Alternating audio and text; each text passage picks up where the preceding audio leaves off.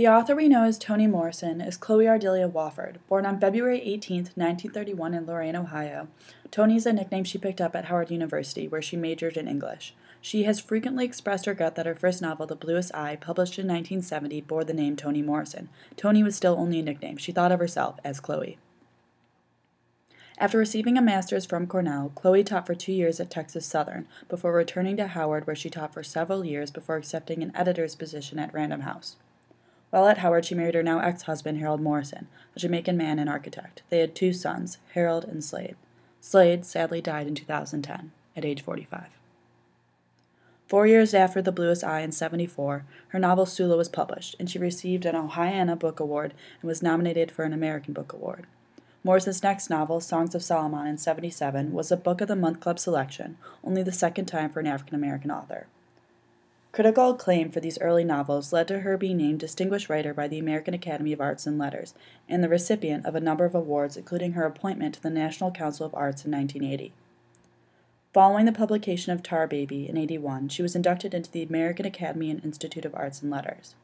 Then, in 1983, her only short story, Recitatif, was published, which she described as an experiment in the removal of all racial codes from a narrative about 2 characters of different races for whom racial identity is crucial, leaving the reader to decide about which character was white and which black. In 1984, Morrison relocated to Albany, New York, where she began her professorship at SUNY Albany. In 1989, she assumed a humanities chair at Princeton University, a position from which she retired in 2006. Beloved, in 1987, was a novel about the temporary escape of a female African-American slave in 1856. For this work, she received a Pulitzer Prize. Beloved, the first in a trilogy of novels about the African-American history, was made into a film in 1998 starring Oprah Winfrey. It earns a Grammy nomination for Best Spoken Word Album. The second of the trilogy was Jazz, published in 1993, then Paradise, published in 1998. Between 1990 and 2000, Morrison received a stream of distinguished awards, including a Chubb Fellowship at Yale and the National Book Foundation Medal for Distinguished Contribution to American Letters in 1996. Her works continue to flow. In 1992, she published a series of critical essays titled Playing in the Dark, Essays on Whiteness and the Literary Imagination, and in 1993 was awarded the Nobel Prize for Literature. In 2001, she received a Pell Award for Lifetime Achievement in the Arts, and in 2003, she published her 8th novel, Love. Morrison's works ranged further than the fictional and critical pieces. She wrote a play, Dreaming Emmett, in 1986, and she also wrote song lyrics, including Honey in the Rue in 1993, a cycle of 6 songs commissioned by Carnegie Hall for jazz and opera soprano Kathleen Battle, music by Andre Pevin. She edited a collection of essays on the O.J. Simpson case, and she also collaborated with her late son Slade on a series of children's books, including The Big Box and a series, The Ant and the Grasshopper. Now, an analysis and reading from Recitatif. It didn't trouble me what she said to me in the car. I mean the kicking part. I know I didn't do that, I couldn't do that, but I was puzzled by her telling me Maggie was black. When I thought about it, I actually couldn't be certain. She wasn't pitch black, I knew, or I would have remembered that. What I remember was the kitty hat and the semicircle legs. I tried to reassure myself about the race thing for a long time until it dawned on me that the truth was already there, and Roberta knew it. I didn't kick her, I didn't join in with the gargoyles and kick that lady, but I sure did want to. We watched and never tried to help her and never called for help. Maggie was my dancing mother, deaf, I thought, and dumb. Nobody inside, nobody who would hear you if you cried in the night.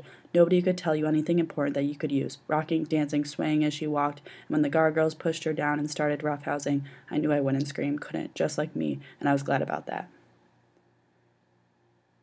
Here Morrison harnesses the ambiguity of memory to utilize Maggie as a destabilizing condition for the categorization of race, prompting the reader to not only reconsider Maggie's presumed race, but also the race of the main characters.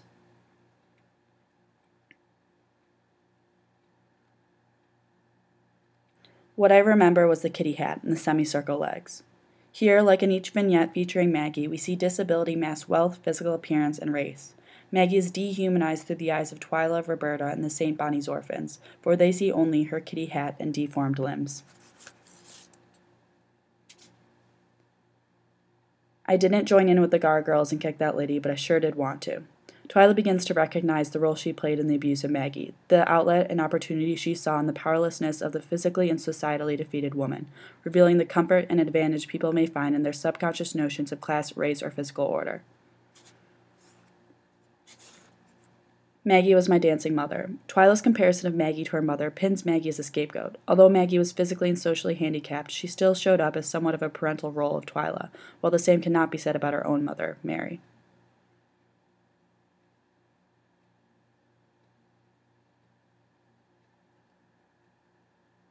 Rocking, dancing, swaying as she walked. Dancing. The motif of dancing in recitative is much like the other motifs, ambiguous. Most closely affiliated with Twyla's mother, who abandons her to dance. It angers Twyla that Maggie chose to devote her dancing to the orchard of St. Bonnie's, and that it was a sacrifice her mom would not make for her. And the orchard itself is representative of a haven in this narrative. Gargoyles. After a verbal stumble over the word gargoyles, Twyla and Roberta decide to call the older girls gargoyles.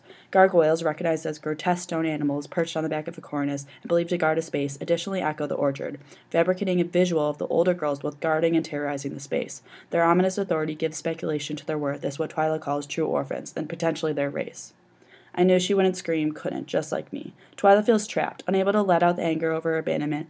This presents again the hierarchy of the true orphan, who has beautiful dead parents, versus her absent dancing mother. Here we also see Twyla subconsciously make socially constructed conclusions of Maggie's quality of life. And I was glad about that. Simply, Twyla feels comforted by Maggie's pain, and a revealance of this is her conversing with us. In syntax, with the vignettes, this is her recitative. Formalness is aside, and she is conversing with us in a way that allows the transparency of consciousness, allowing the basis of this piece, which is designed to reveal the character's conclusions based on socially constructed stereotypes and stimulate our own.